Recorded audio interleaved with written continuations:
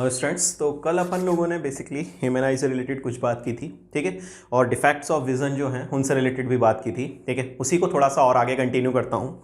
देखो ज़रा, ऐसे बोला था मैंने पहले, थोड़ा सा कल का बता रहा हूँ ना बेसिकली। देखो ज़रा, जो ह्यूमन आई है उसके बेसिक मैंने जिन डिफेक्ट्स की बात की थी, उन डिफेक्ट्स के अंदर, ठीक है, डिफेक्ट्स में जो विजन के मेन डिफेक्ट्स बताए थे, ठीक है, वो 4 बताए थे। सबसे पहले बताया था आपको शॉर्ट साइटेडनेस, ठीक है। उसके बाद में बताया था मैंने आपको दूसरा लॉन्ग साइटेडनेस, ठीक है। और इसके बाद मैंने आपको तीसरा बताया था प्रेसबायोपिया, और चौथा मैंने जो आपको बताया था that is basically the astigmatism, ठीक है। ये 4 जो आपके मेन डिफेक्ट्स थे, इनके बारे में कल बात हुई थी हमारी, ठीक है। इनके केसेस में क्या क्या होता है वो भी थोड़ी सी बात हुई थी। क्या शॉर्ट साइटेडनेस के अंदर क्या होता है कि जो ह्यूमन आई होती है, ठीक है, ह्यूमन आई का जो नियर पॉइंट है, ठीक है, वो बिल्कुल सही रहता है। नियर पॉइंट जो है वो तो बिल्कुल सही रहेगा। नियर पॉइंट इसमें 25 सेंटीमीटर ही रहेगा, कोई दिक्कत नहीं है। लेकिन जो फार पॉइंट है, ठीक है, वो फार पॉइंट जो है वो इनफाइनाइट नहीं रह पाता, ठीक। जबकि लॉन्ग साइटेडनेस में क्या होता है, ठीक है, लॉन्ग साइटेडनेस में क्या है कि जो फार पॉइंट है वो तो इनफाइनाइट रहता है, ठीक है, लेकिन जो नियर पॉइंट होता है वो 25 सेंटीमीटर नहीं रह पाता, ठीक है। तो ये आपके दोनों केसेस हैं, ठीक। अच्छा, प्रेसबायोपिया क्या है? एक टाइप से कह सकते हो कि एक ओल्ड एजिंग डिफेक्ट है, जिसमें ह्यूमन आई की जो मसल्स हैं वो बेसिकली आपकी फटीग में आ जाती हैं, मतलब थक जाती हैं, ठीक। इसमें ना तो 25 सेंटीमीटर पास का रहेगा और ना इनफाइनाइट दूर का रहेगा, ठीक है। ये 25 सेंटीमीटर पास का तो रहता है, ये इनफाइनाइट से कम हो जाता है, ठीक है। ये 25 इनफाइनाइट तो रहता है, लेकिन ये 25 से बढ़ जाता है, ठीक। इसमें ये 25 से बढ़ जाएगा और इनफाइनाइट से कम हो जाएगा, ठीक। अच्छा, एस्टिग्मेटिज्म जो है वो थोड़ा सा अलग तरह का डिफेक्ट है, ठीक है। इस डिफेक्ट के अंदर हम लोग क्या करते हैं कि जो हॉरिजॉन्टल और जो वर्टिकल है, ठीक है, उन लाइंस को हम एक साथ साइमल्टेनियसली नहीं देख सकते, ठीक है। कह सकते हो कि लेंथ और ब्रेथ अगर आप एक साथ देखने की कोशिश करोगे तो नहीं देख पाओगे, ठीक है। सो लेंथ और ब्रेथ जो है, ठीक है, लेंथ एंड ब्रेथ जो है, ठीक है, कैन नॉट सी साइमल्टेनियसली। एक साथ ये दोनों चीजें जो हैं वो नहीं देखी जा सकती, कैन नॉट सी साइमल्टेनियसली, ठीक है। एक साथ दोनों चीजें जो हैं वो सही सटीक अंदाजा नहीं लगाया जा सकता, ठीक है। अच्छा, अब इन केसेस में, ठीक है, अगर अपन बात करते हैं तो इससे रिलेटेड 1-2 क्वेश्चंस मैं देख लेता हूं, वो आप देखिए कि किस तरह से आप उन क्वेश्चंस को सॉल्व कर पाएंगे, ठीक है। ऑल्दो इससे रिलेटेड मैंने क्वेश्चंस कल भी बात किए थे, ठीक है, अपन कल भी इससे रिलेटेड बता दिया था मैंने कि किस तरह से क्वेश्चंस को करना है, वो देखो जरा आप। सो क्वेश्चन देखो जरा। Question says a person is having its far point at 100 metre from eye, ठीक है। उसका जो फार पॉइंट है वो 100 मीटर है, ठीक है। Find lens required to see an object at infinity. See an object at infinity. एक ऑब्जेक्ट है जो कि इन्फिनिटी पर रखा है, उसको देखने के लिए उसको कौन सा लेंस रिक्वायर्ड होगा, ये आपसे वो पूछ रहा है, ठीक है। अच्छा, मैंने आपको कल बताया था ये बात कि ये आपका अगर ह्यूमन आई बॉल है तो इस ह्यूमन आई बॉल के अंदर एक छोटी सी बात होती है, वो क्या है आपकी, ये जो ह्यूमन आई बॉल है इसकी एक कंडीशन है। क्या कंडीशन है वो कि इसको आप ऐसे नहीं कह सकते हैं कि भाई मतलब ये चीज़ गलत देख रहा है या ये चीज़ सही देख रहा है, इस तरह से नहीं हो सकता है, ठीक है ना। डिफेक्ट का मतलब ये नहीं है बेटा लोग, पहली बात तो ये समझ लो, डिफेक्ट का मतलब वो बिल्कुल नहीं है कि कोई बीमारी है। डिफेक्ट का मतलब ये होता है कि कुछ कमी है, ठीक है। बीमारी जो है वो डिफरेंट चीज़ होती है, बायो वाले हो ज़्यादा अच्छा समझते होगे, ठीक है। अब ज़रा देखो, ठीक है, कि जो रेज इन्फिनिटी से आ रही थी, इस केस में आपसे बोल रहा है कि जो रेज इन्फिनिटी से आ रही थी यहाँ पर, उन रेज के साथ में क्या होता है कि वो रेज जो है वो पहले ही मिल जाती हैं। वो रेज क्या करती हैं, वो पहले ही मिल जाती हैं, किससे? रेटिना से पहले, ठीक। जब ये रेटिना से पहले ही मिल जाती हैं तो अब हमें क्या करना है, हमें ये ऐसा कोशिश करनी है कि जो रेज यहाँ पहुँच रही हैं, ठीक है, उनको हमें रेटिना पर पहुँचाना है। कैसे कर सकते हैं? एक्चुअल में ये कंडीशन है जब वो इन्फिनिटी किसी ऑब्जेक्ट को देख रहा है, ये डिफेक्टेड आई का फोटो खिंच गया। अब अगर कोई इन्फिनिटी की बजाय यहां से रे आ रही है, ठीक है, ये डिस्टेंस कितना है इस क्वेश्चन के अकॉर्डिंग 100 मीटर, ठीक है। इस 100 मीटर से अगर रे पहुंच रही है ना तो ये इजीली इसको रेटिना तक पहुंचा पा रहा है, ये इजीली इसको रेटिना तक पहुंचा पा रहा है। अगर 100 मीटर से रेज आ रही हैं तो ये इजीली आपको रेटिना तक पहुंचा पा रहा है। लेकिन अगर रेज जो हैं वो आपकी इन्फिनिटी से आ रही हैं तो ये इन रेज को, ठीक है, नहीं पहुंचा पा रहा, कहां तक, रेटिना तक, ठीक। ये केस है आपका। अब इस केस को सही क्या करना है, आपको इन्फिनिटी पर बनने वाला इन्फिनिटी पर जो आपका ऑब्जेक्ट रखा हुआ है उसकी जो इमेज है आपको वो यहां बनानी है। क्यों? क्योंकि जो आपका आई लेंस है, ठीक है, जो आपका आई लेंस है उसको दिखना यहीं से है। आप ये नहीं कर सकते कि आंख को सही कर दो और यहां का दिखा दो, ये नहीं होता भैया। यहां पर क्या होता है कि आपको आंख को तो यही दिखाना है कि भाई तेरे पास जो रेस पहुंच रही है ना, ये आंख को ये दिखाना है कि तेरे पास तो रेस जो पहुंच रही है वो 100 मीटर से आ रही है। मैं मीन्स तुझे एक ऐसा लेंस यहां पर यूज करना है, ये जो लेंस तुझे यहां यूज करना है, ये लेंस ऐसा यूज करना है जो कि इन्फिनिटी पर रखी हुई ऑब्जेक्ट्स को, u की वैल्यू अगर मैं माइनस इन्फिनिटी रख देता हूं, उसकी जो इमेज है उसको कितने पर बना दे, उसको बना दे -100 सेंटीमीटर पर।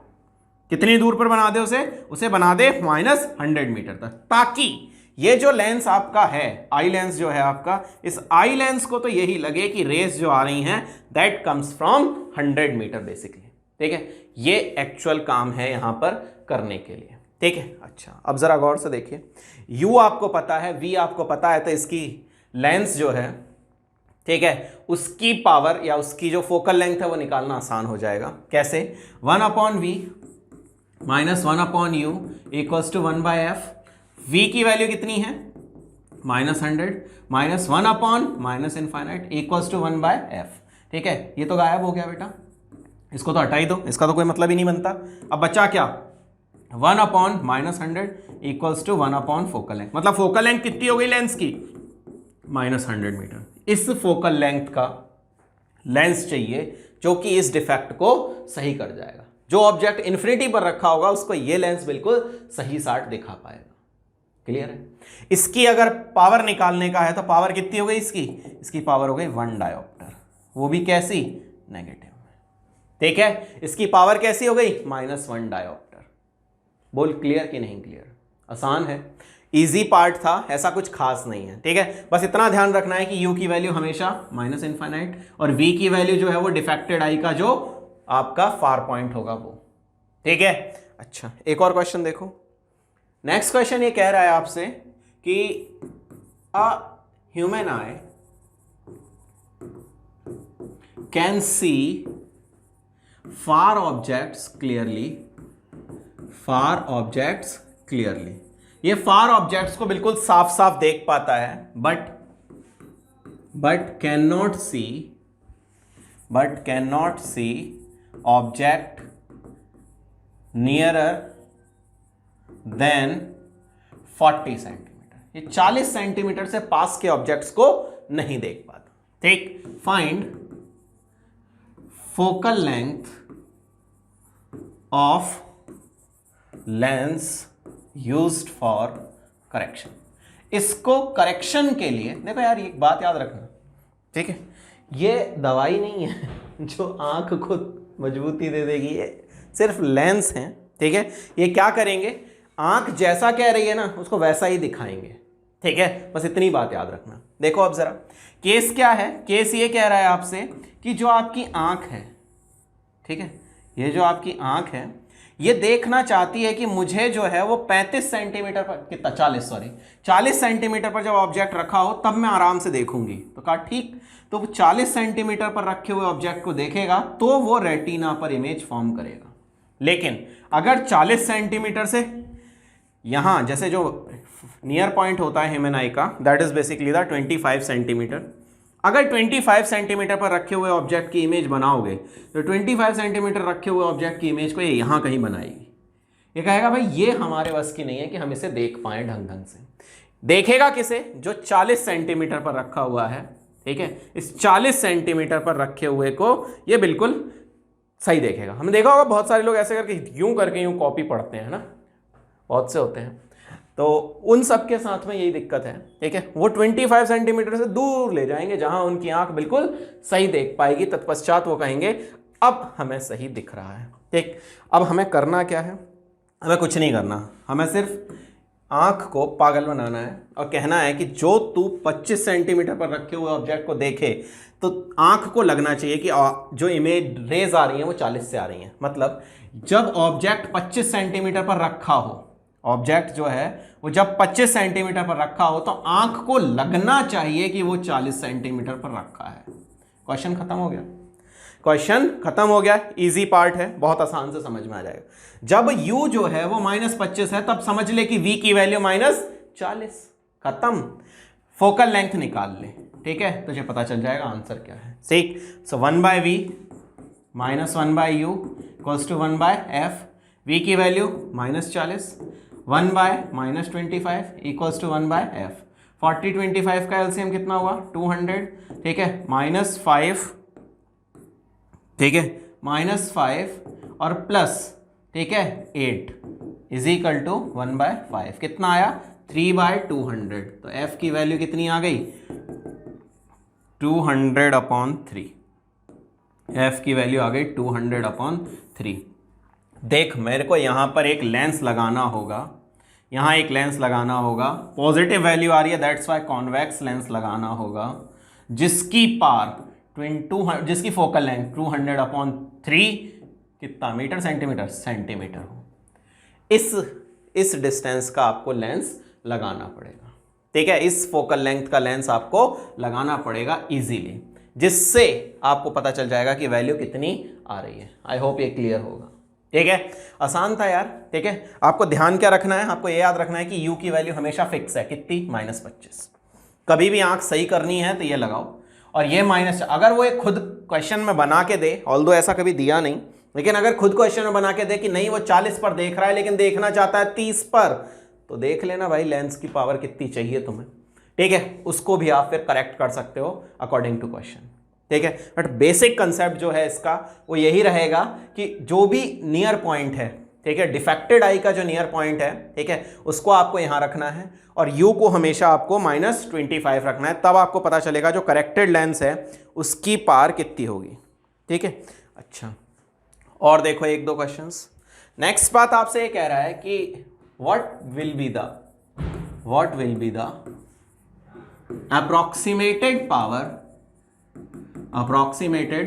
पावर ऑफ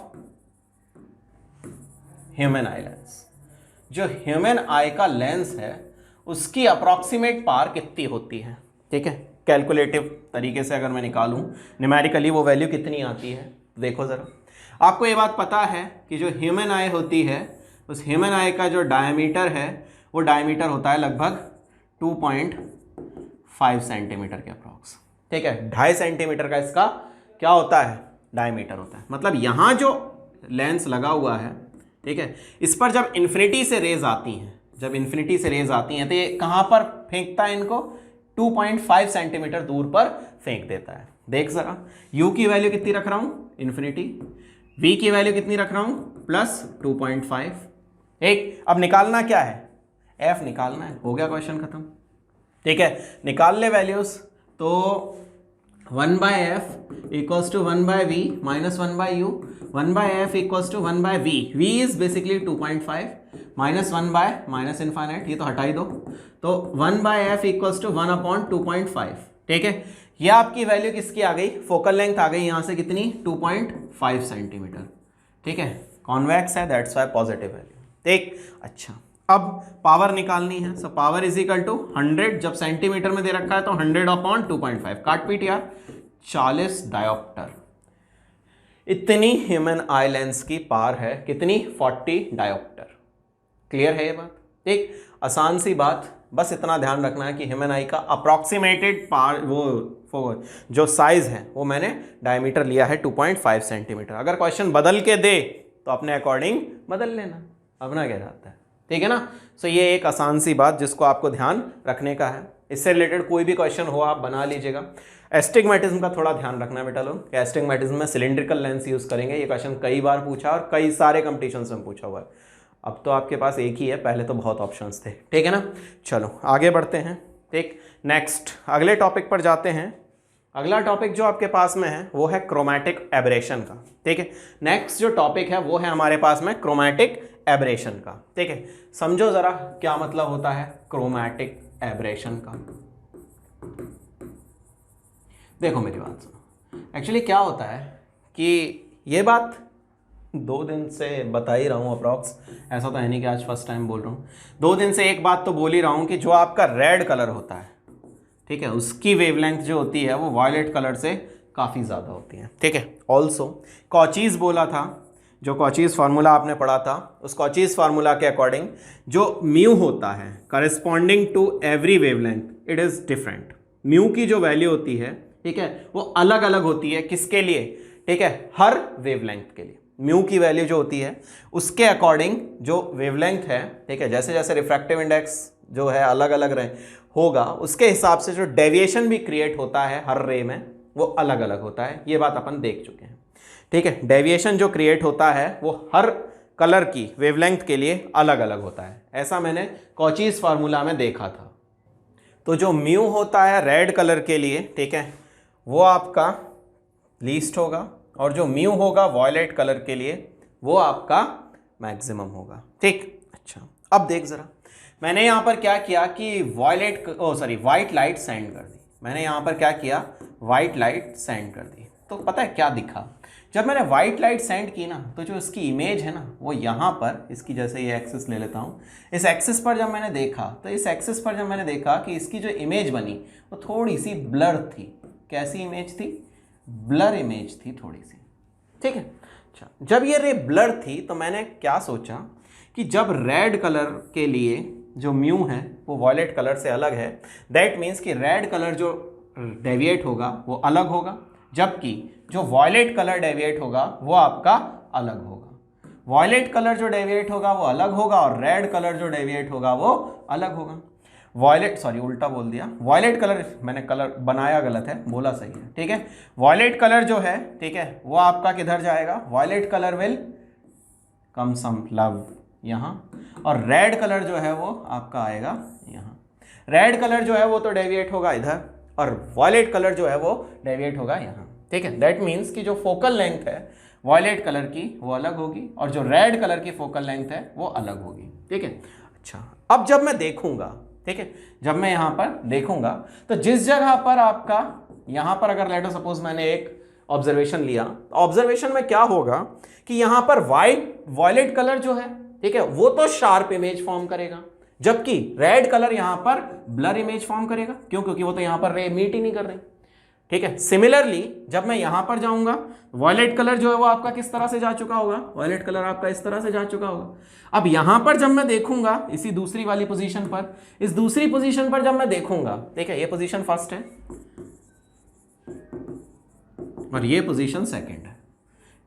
इस सेकंड वाली पोजीशन पर क्या होगा? इस सेकंड वाली पोजीशन पर रेड कलर जो है वो तो एक शार्प डॉट क्रिएट करेगा, ठीक है, एक शार्प इमेज फॉर्म करेगा, जबकि जो वॉयलेट कलर है वो आपका शार्प इमेज फॉर्म नहीं करेगा। दैट मीन्स कि रेड कलर जो है पोजीशन 1 पर अगर मैं बात करता हूं तो एट पोजीशन फर्स्ट, ठीक है, क्या होगा? रेड कलर विल फॉर्म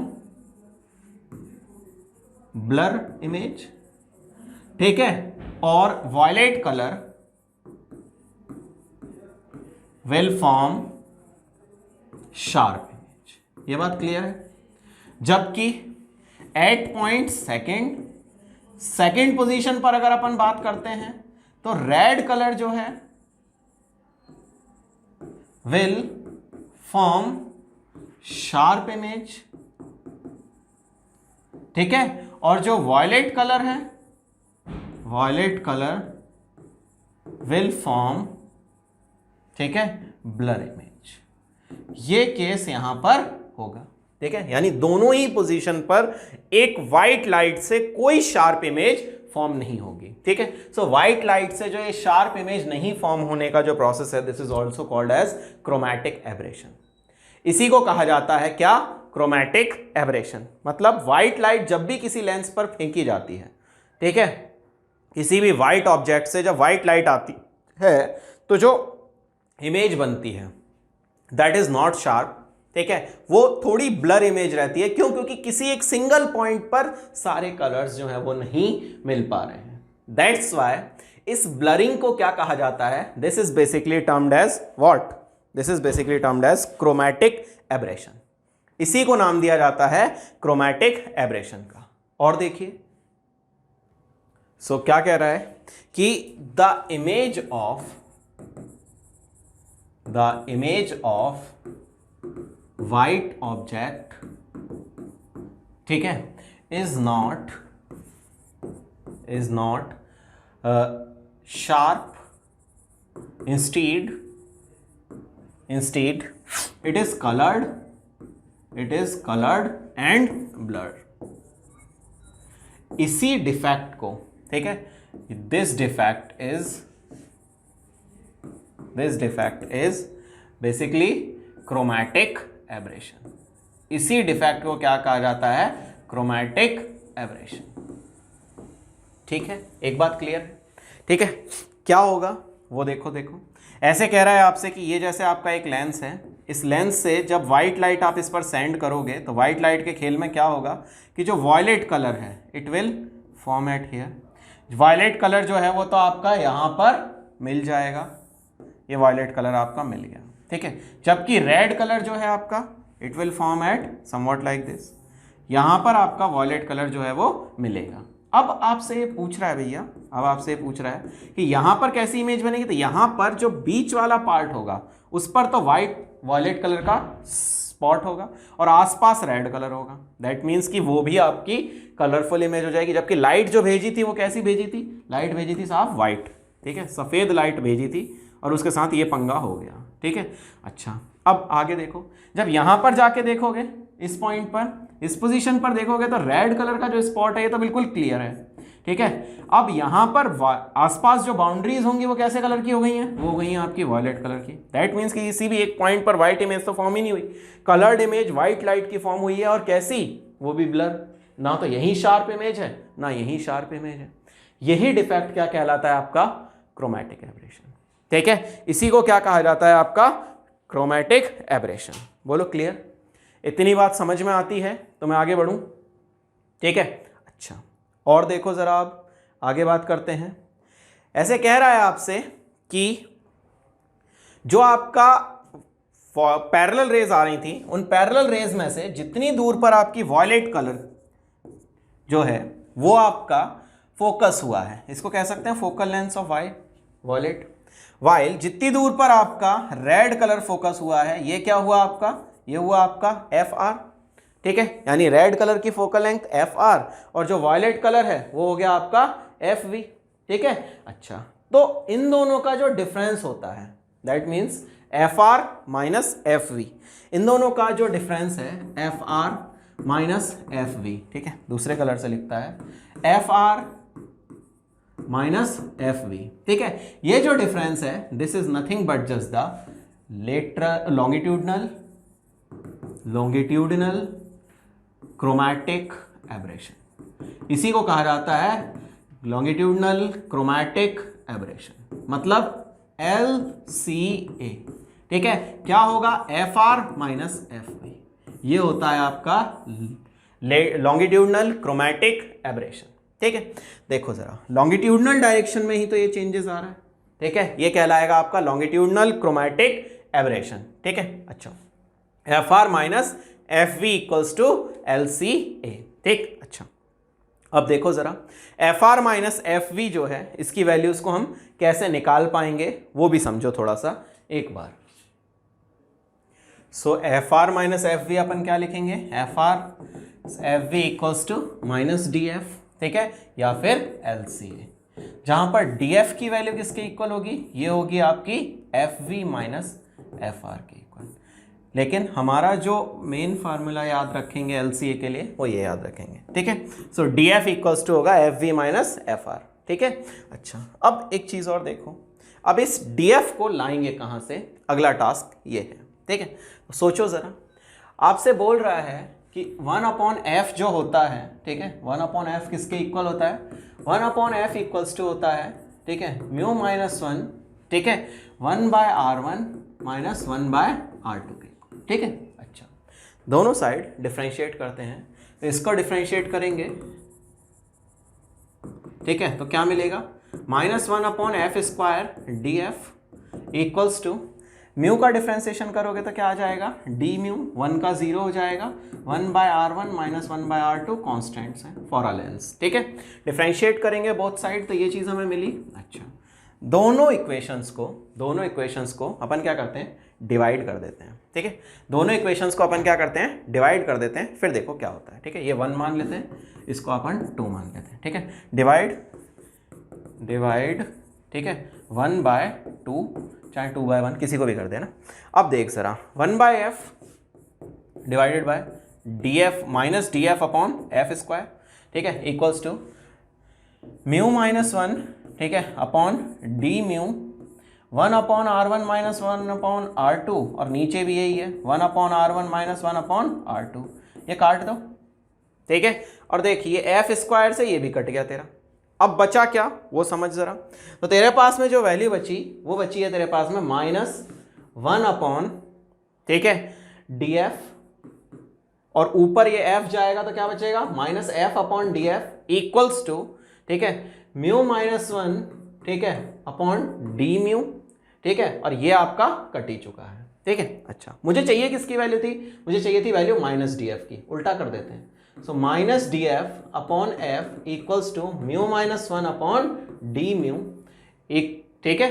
अच्छा, अब मुझे चाहिए था किसकी वैल्यू, -df की, लिख लेते हैं। So -df is equal to कितना हो गया, -df हो गया आपका f into mu minus 1 upon d mu, ठीक है। अच्छा, इतनी बात मुझे पता चल गई, यानी मुझे -df का जो फॉर्मूला है वो गेन हो गया। और देख, इसको तो उल्टा किया ही नहीं था इधर वाले को यार, आगे देखने से पहले ये तो कर लो, इसको तो उल्टा कर लो। इसको उल्टा करेंगे तो कितना आ जाएगा बेटा लोग, इसको उल्टा करेंगे तो वैल्यू आ जाएगी आपके पास में f/df था, तो वैल्यू आ जाएगी D mu upon mu minus 1, यानी D mu upon mu minus 1 into F, ठीक है। अच्छा बेटा ये बताओ, ये D mu upon mu minus 1 किसका फार्मूला है, ठीक है। So D mu upon mu minus 1, ये D mu upon mu minus 1, it is nothing but just the omega, यानी डिस्पर्सिव पावर था, ठीक है। ये किसके इक्वल था, डिस्पर्सिव पावर के इक्वल, ठीक है। सो मेरे पास में जो फार्मूला बना -df का, it comes out to be f into omega, ठीक है। यानी LCA की जो वैल्यू हुई लॉन्गिट्यूडनल, ठीक है, chromatic aberration, it is equals to f omega, और ये किसके इक्वल था, ये था आपका FR माइनस FV के इक्वल, ठीक है। ये आपका किसके इक्वल था, FR माइनस FV के इक्वल, ठीक है। सो ये आपका LCA का फॉर्मूला बना, दैट इज f ओमेगा, ठीक है। f ओमेगा आपका किसके इक्वल आ गया, f ओमेगा आ गया आपका -df के ऊपर, -df के इक्वल, ठीक है, और f ओमेगा के इक्वल, ठीक है। अच्छा अब एक बात बताओ कि क्या एक सिंगल लेंस, ठीक है, क्या एक सिंगल लेंस जो है, ठीक है, वो आपका कभी भी ऐसा कर सकता है कि उसमें हमें क्रोमैटिक एब्रेशन ना दिखे? क्या सिंगल लेंस से कभी ऐसा पॉसिबल है कि हमें उसमें ओमेगा जो है वो 0 हो जाए, या फिर इस तरह से कि उसमें क्रोमैटिक एब्रेशन ना दिखे? क्या ये पॉसिबल है? अगर ऐसा पॉसिबल है तो बताओ। तो क्या कह रहा था मैं कि सिंगल लेंस के लिए, फॉर अ सिंगल लेंस, ठीक है, किसी भी सिंगल लेंस के लिए ना तो ओमेगा 0 हो सकता और ना f 0 हो सकता। दैट मीन्स कि सिंगल लेंस के लिए क्रोमैटिक एब्रेशन कभी भी 0 नहीं होगा। LCA can not be 0 for a single lens. हाँ, कॉम्बिनेशन ऑफ लेंस के लिए हम ये चीज पॉसिबल कर सकते हैं कि ये चीज 0 हो जाए, ठीक है। उसकी अब कंडीशन एक बार देख लेते हैं कि किस तरह की कंडीशन में ये चीज पॉसिबल है। तो देखो जरा, चलो तो अब थोड़ी सी बात कर लेते हैं रिलेटेड टू एक्रोमैटिज्म, ठीक है, कि अक्रोमैटिक डबलेट आप कैसे क्रिएट कर सकते हैं, क्योंकि सिंगल लेंस जो है वो तो कभी भी आपका अक्रोमैटिक नहीं हो सकता, उसमें तो क्रोमैटिक वाइब्रेशन होगा ही होगा। अब आपसे पूछ रहा है कि अक्रोमैटिज्म कैसे क्रिएट किया जा सकता है, ठीक है। तो देखो जरा, for a combination of two lens, ठीक है, एक कॉम्बिनेशन है दो लेंसेज का, अगर इन दोनों का मैं अगर फोकल लेंथ देखता हूं तो 1/f equals to 1/f1 plus 1/f2, ठीक है। इसी तरह से होता है कॉम्बिनेशन फोकल लेंथ की अगर निकालनी है तो वैल्यू आ जाती है 1/f1 प्लस 1/f2, ठीक। अच्छा, अब अगर आपसे ये कहता है कि इसको डिफरेंशिएट करो तो df upon minus df upon F square equals to minus df1 upon f1 square minus d2 upon f2 square, है ना।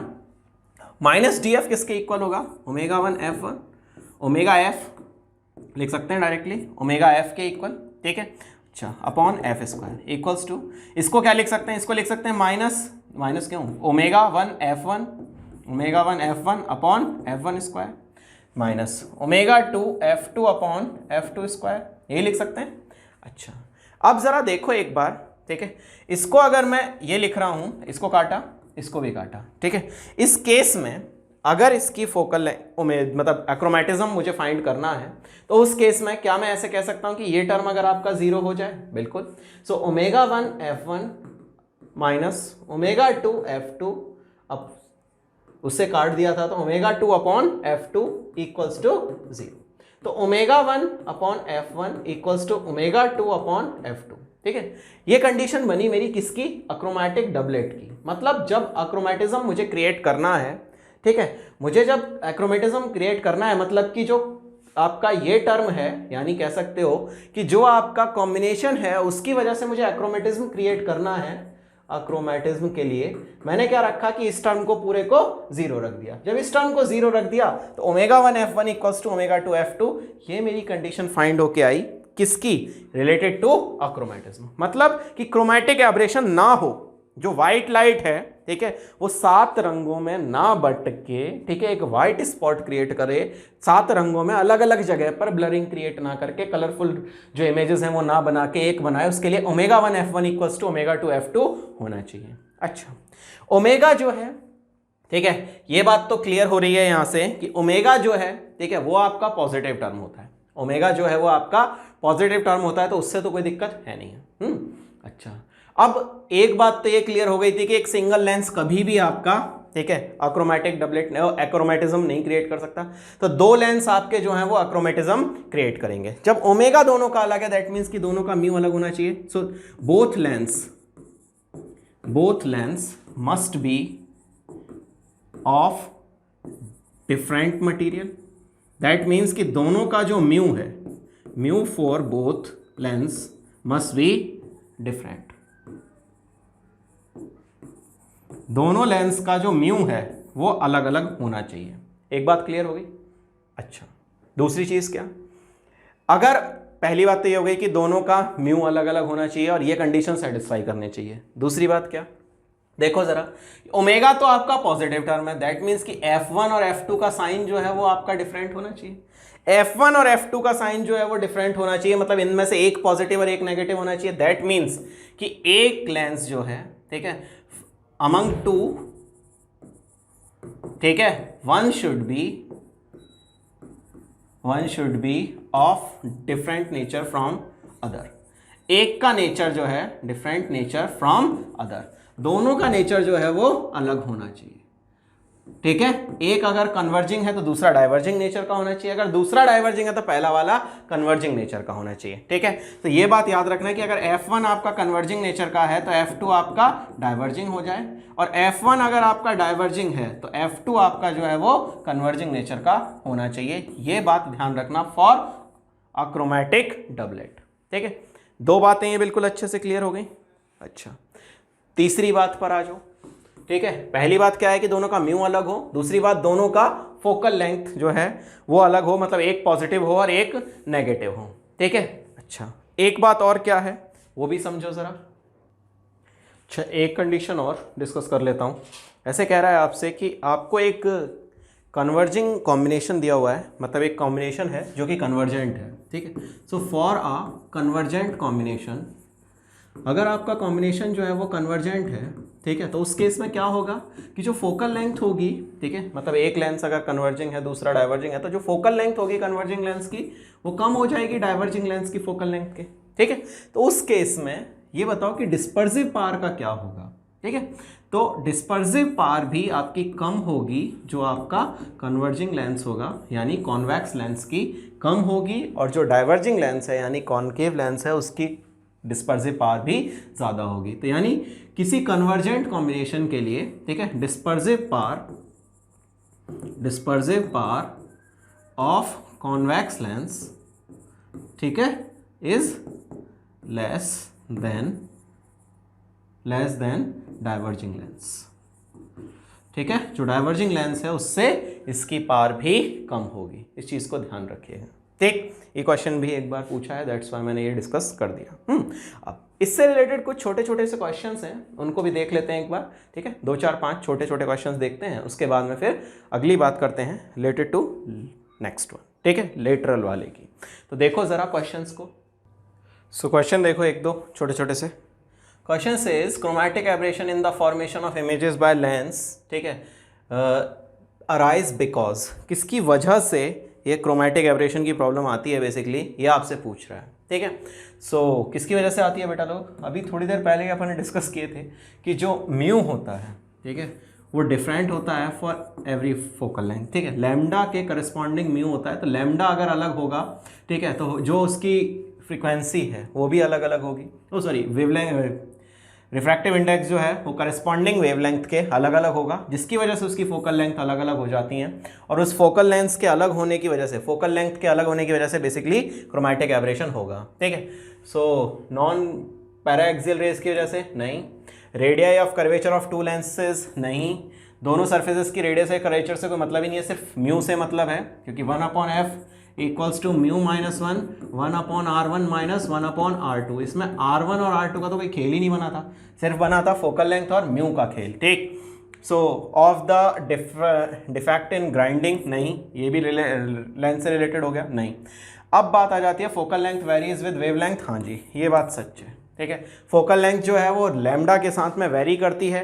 अगर लैम्डा अलग अलग है, जैसे रेड कलर का लैम्डा और वॉयलेट कलर का लैम्डा अलग है, तो उनकी करस्पॉन्डिंग फोकल लेंथ जो है वो भी अलग हो जाएंगी। जैसे वॉयलेट कलर जो है वो पहले आपका कन्वर्ज कर जाएगा, मतलब एफ वी की जो वैल्यू है वो कम होती है और एफ आर की जो वैल्यू है वो ज़्यादा होती है। दैट्स वाई जब वाइट लाइट किसी भी एक प्लेन में उस पर लेंस पर फेंकी जाती है तो 2 अलग अलग जगहों पर, ठीक है, स्पॉट्स क्रिएट होते हैं और ब्लर इमेज होती है। ठीक है, किसी भी एक पॉइंट पर शार्प इमेज फॉर्म नहीं होगी, दैट्स वाई ये प्रॉब्लम होती है। अगला क्या है, chromatic aberration of lens can be corrected bye.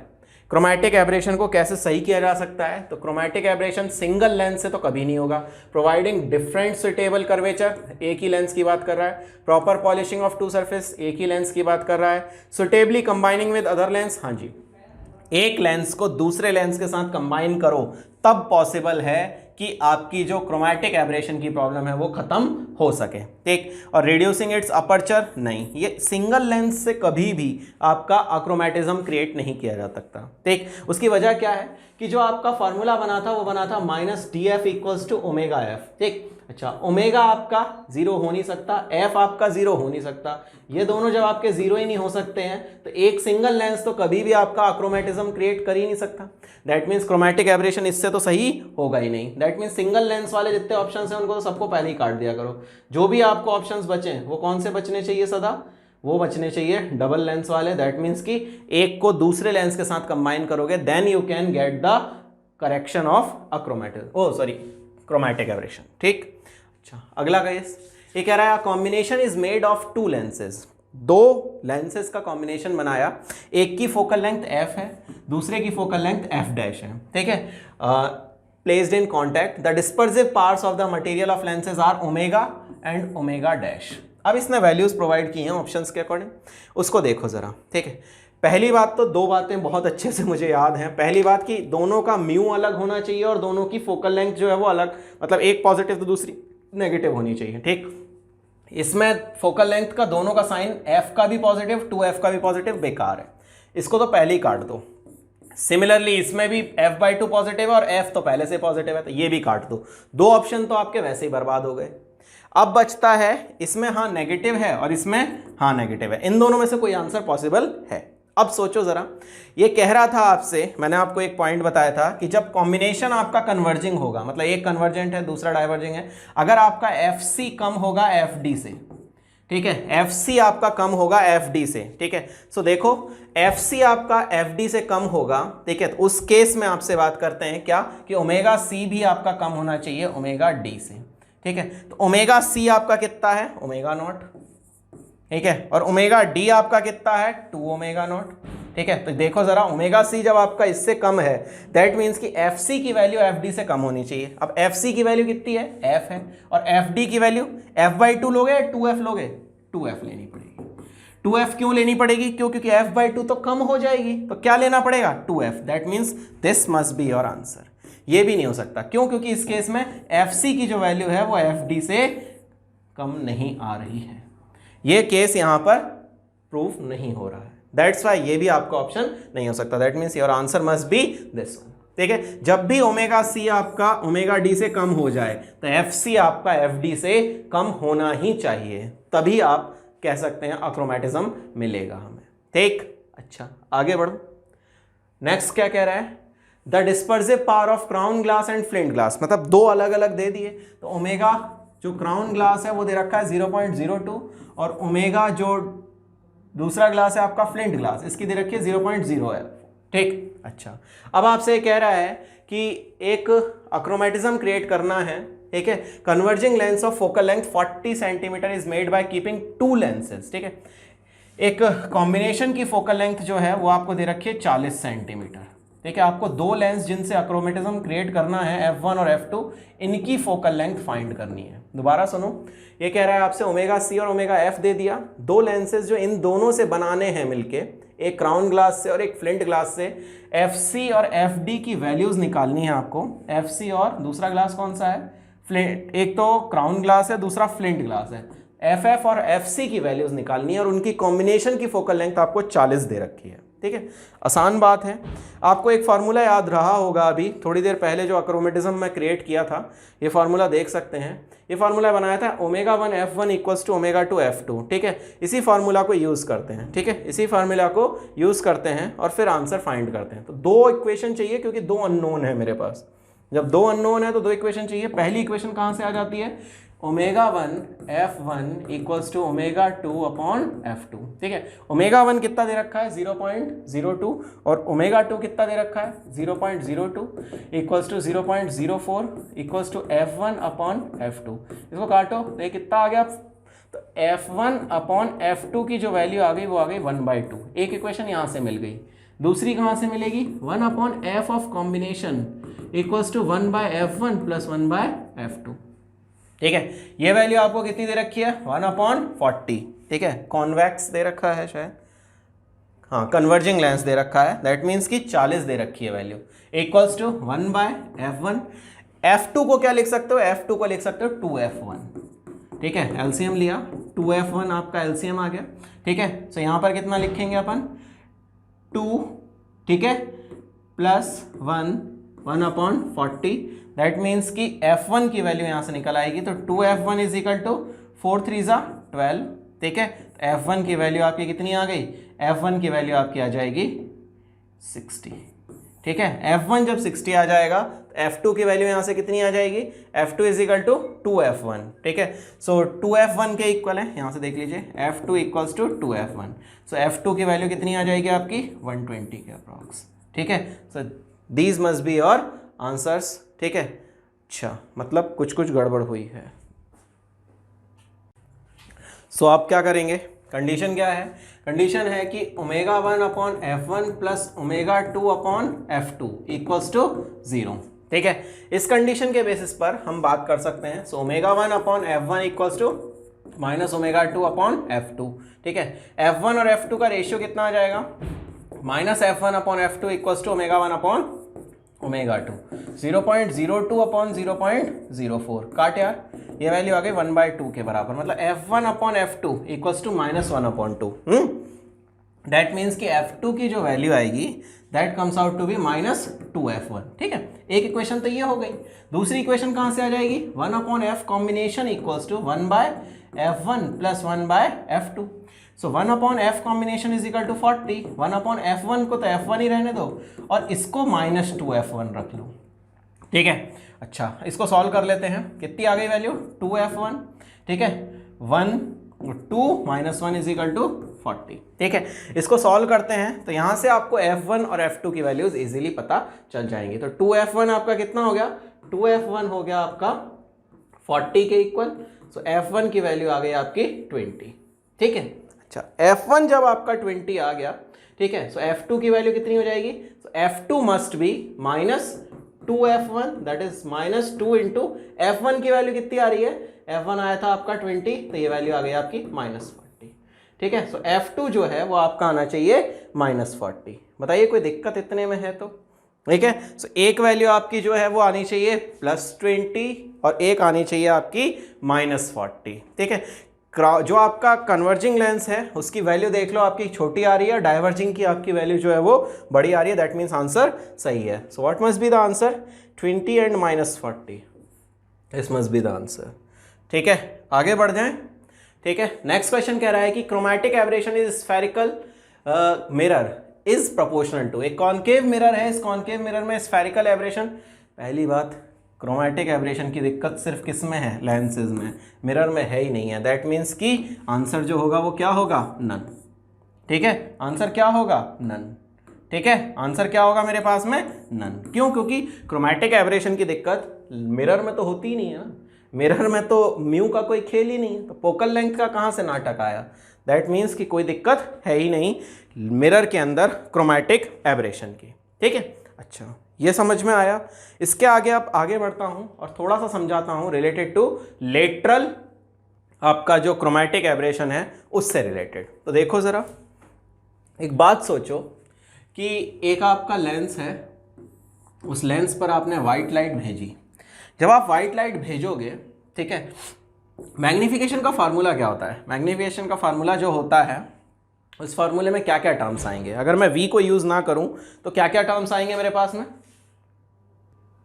तो मैग्नीफिकेशन का जो फार्मूला होता है वो होता है m = f/f + u। ठीक है, अच्छा अब इसके हिसाब से देखा जाए तो ये फोकल लेंथ पर यूज कर रहे हैं, मैग्नीफिकेशन डिपेंड कर रहा है फोकल लेंथ पर, और फोकल लेंथ आपकी जो है वो आपकी अलग अलग रहती है एज पर म्यू। ठीक है, अच्छा अब जरा सोचो कि यहां पे आपका एक ऑब्जेक्ट रखा हुआ है व्हाइट। ठीक है, अच्छा अब यहां से जब रेज जाएंगी, ठीक है, इस लेंस पर, तो इस लेंस पर रेज जाने के बाद में, ठीक है, एक रे यहां से भेजी, एक रे यहां से भेजी। ठीक है, ये रे जब भेजी तो ये आपकी दो हिस्सों में बटेगी। एक जाएगा वॉयलेट कलर आपका, ठीक है, और एक कलर आपका जाएगा कौन सा? रेड कलर आपका। ठीक है, एक आपका रेड कलर जाएगा, एक आपका वॉयलेट कलर जाएगा। ये आपका रेड कलर गया और ये आपका वॉयलेट कलर गया। ठीक, अच्छा सिमिलरली अगर मैं बात करता हूं तो इस रे के साथ भी यही होगा। तो वॉयलेट कलर एक जगह जाएगा और रेड कलर आपका दूसरी जगह जाएगा। ठीक है, अच्छा अब जरा गौर से देखो, अच्छा ये थोड़ा आगे मिलेंगे,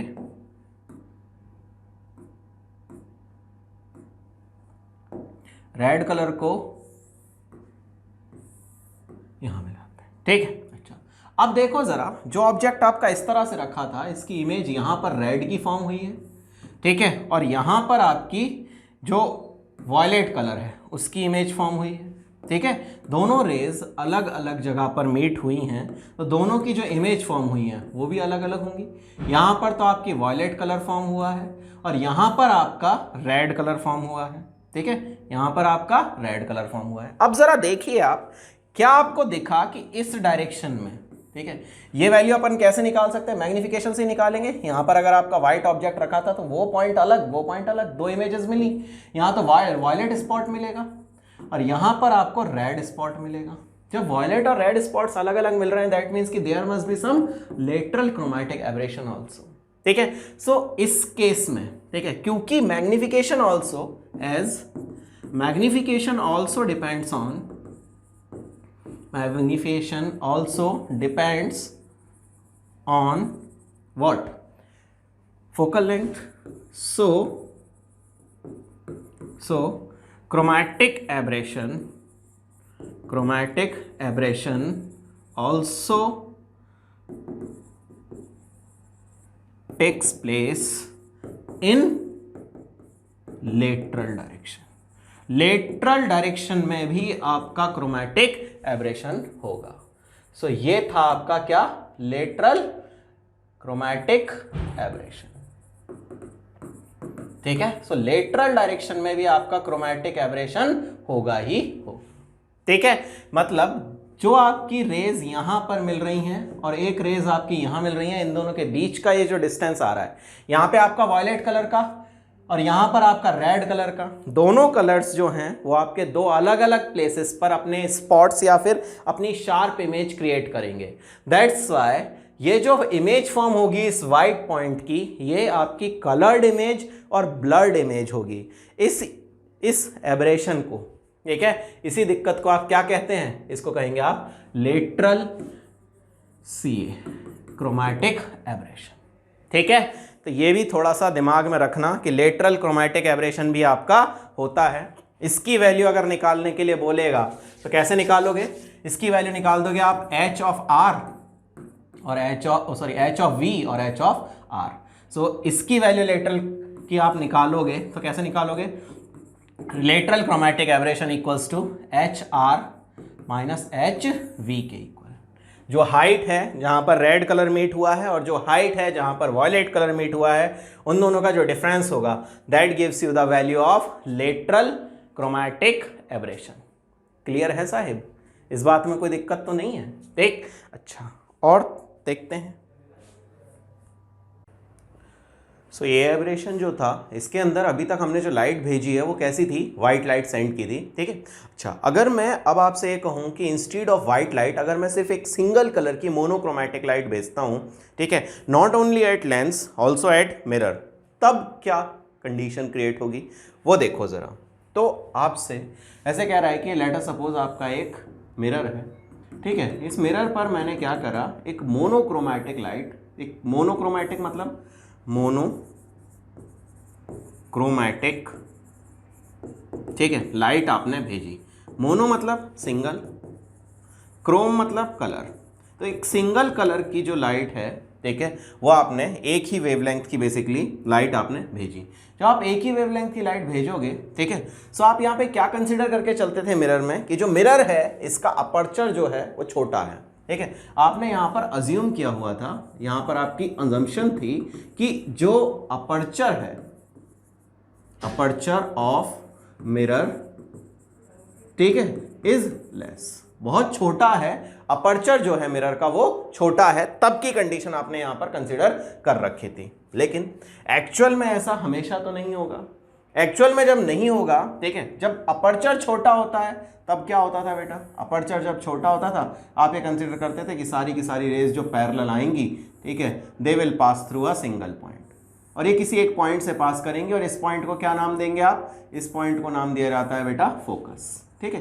ये किसी एक पॉइंट से पास करेंगी सारी की सारी रेज जो पैरेलल आएंगी प्रिंसिपल एक्सिस के, वो सारी रेज कहां से जाएंगी पास होके, they will pass through focus, वो सारी की सारी एक ही पॉइंट से पास हो जाएंगी। ऐसा आपने पढ़ा था, ठीक है। लेकिन क्या ये हमेशा सही होगा, क्या ये हमेशा सही होगा?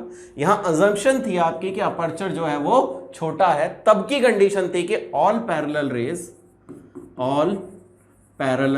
Raise meet at a single point on principal axis, point on principal axis, और इसको क्या नाम दिया जाएगा, ठीक है, इस पॉइंट को नाम दिया जाएगा प्रिंसिपल फोकस। जितनी भी पैरेलल रेज आएंगी, ठीक है, जो प्रिंसिपल एक्सिस के पैरेलल होंगी, उनको आप क्या करोगे, फोकस पर मीट कराता हुआ मान लो, ठीक। मगर मान लो कि इसका अपर्चर जो है जितनी दूर पर ऑब्जेक्ट रखा है उसके कंपैरेबल हो तब, ठीक। मतलब मैं ये कहना चाह रहा हूं, ये आपका मिरर है और इस मिरर पर जो रे आ रही हैं, इस मिरर का जो अपर्चर है वो हमेशा तो छोटा नहीं होगा, ये तो सिर्फ आपकी एक कंजप्शन थी।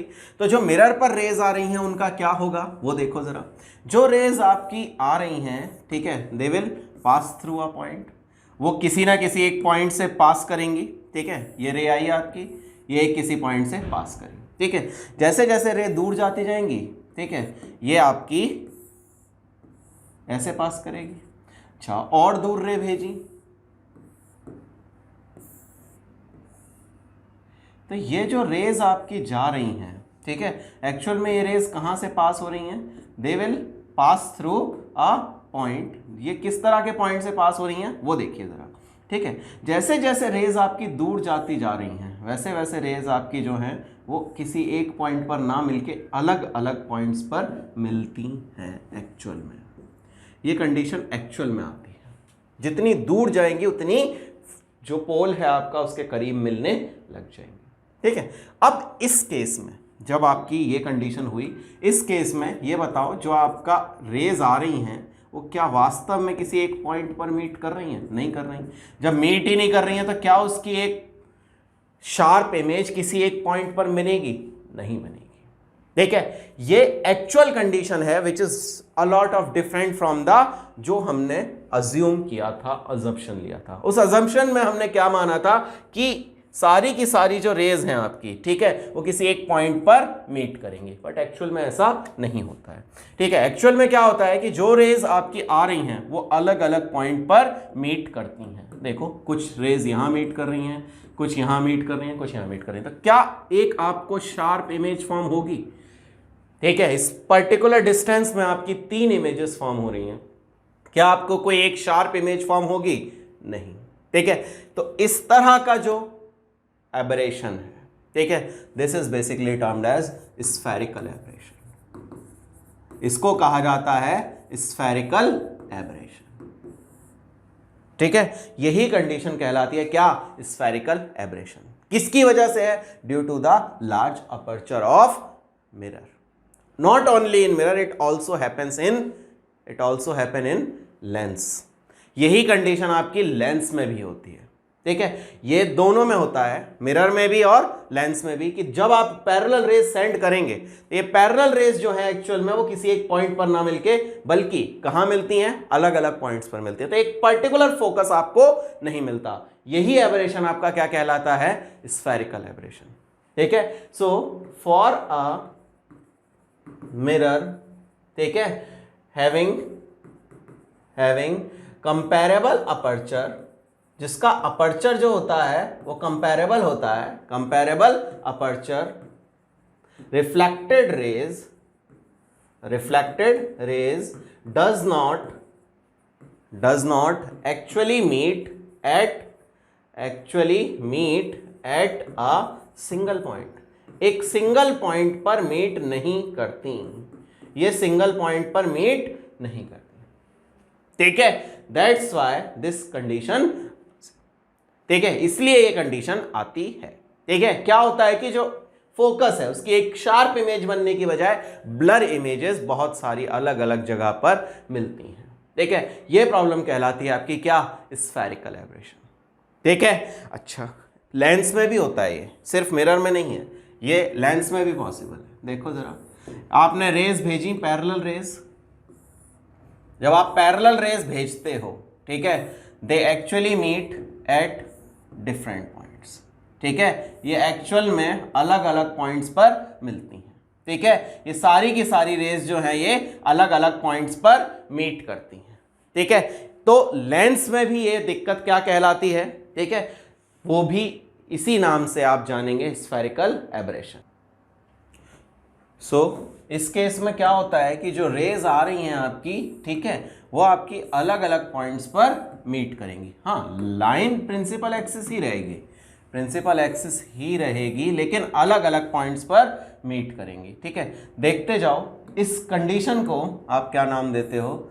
इस कंडीशन को आप नाम देते हो स्फेरिकल एबरेशन। इस कंडीशन को आप नाम देते हो स्फेरिकल एबरेशन। देख सकते हो आप, अलग अलग पॉइंट्स पर इनकी मीटिंग हो रही है। ठीक है, ये दिक्कत आपकी लेंस में भी है और ये दिक्कत आपकी किस में?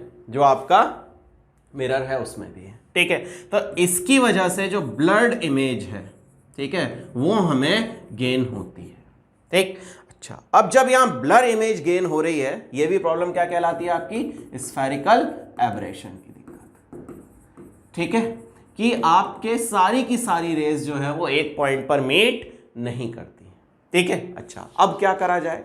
तो भैया ये करो कि इस दिक्कत को आप करेक्ट कैसे करोगे। ठीक है, उसके लिए देखो जरा, आप मिरर के केस में जैसे बात की जाती है, ठीक है, सो मिरर के केस में अगर आपको करेक्शन करना है तो आप एक काम करो ना, कि जो अपर्चर है उसको या तो छोटा रखो या फिर दूसरा काम एक और कर सकते हो, आप इंस्टीड पैराबोलिक मिरर यूज करो।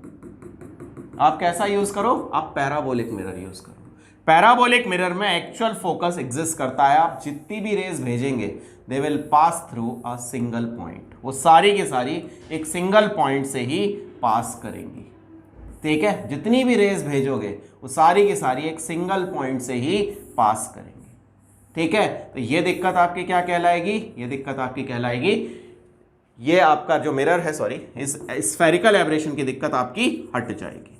तो ये है आपका पैराबोलिक मिरर, ठीक है। So it can be corrected bye spherical mirror का जो स्फेरिकल एब्रेशन की जो दिक्कत है वो कैसे करेक्ट की जा सकती है, तो it can be corrected by using a parabolic mirror, ठीक। या एक और काम कर सकते हो कि जो रेज आपकी आ रही थी, जैसे ये रेज आपकी आ रही हैं, ये लेंस है आपका, इसमें आप क्या करो कि जो मार्जिनल रेज हैं, ठीक है, उनको रोक दो, यहाँ स्टॉपर्स लगा दो, यहाँ पर आप स्टॉपर्स लगा दो।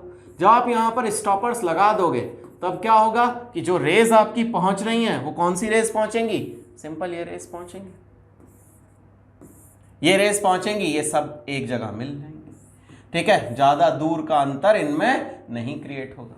तो जो मार्जिनल रेज हैं, दूर वाली रेज हैं, उनमें आप स्टॉपर्स लगा के रोक दीजिए, या आप ऐसा कर सकते हो कि सिर्फ मार्जिनल रेज को ही आने दो, आप सिर्फ मार्जिनल रेज को ही आने दो, बाकी रेज को रोक दो, तब भी आपको एक ही पॉइंट पर मिलेंगी रेज। समझ में आया, ठीक है ना। तो ये चीज आपको ध्यान रखनी पड़ेगी कि इस केस में आप स्टॉपर्स लगा के काम कर सकते हो, या फिर पैराबोलिक आप शेप के मिरर्स को यूज कर सकते हो, ठीक है। तो ये आपका करेक्शन था, किसके लिए, it is for spherical aberration, ठीक है। कि जितनी भी रेज आए किसी एक मोनोक्रोमैटिक लाइट की, वो सारी की सारी किसी एक पॉइंट पर ही मीट कर जाए। क्लियर है ये बात, ठीक। अच्छा, सो इसको थोड़ा सा ध्यान रखिए, ठीक है।